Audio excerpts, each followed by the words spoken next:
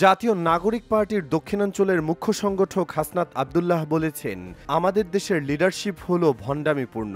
তিনি বলেন, নেতারা আমাদের যা আমল করতে বলেন সেই আমলের ধারের কাছে দিয়েও তারা যান না। অর্থাৎ যারা সার্ভিস প্রডিউস করেন তারা সার্ভিসের কনজিউমার নন। শুক্রবার 18 মার্চ বিকেলে কুমিল্লার দেবিদ্বার উপজেলা পরিষদ হলরুমে পাবলিকিয়ান অ্যাসোসিয়েশন আয়োজিত পুনর্মিলনী ও ইফতার অনুষ্ঠানে তিনি এসব কথা বলেন।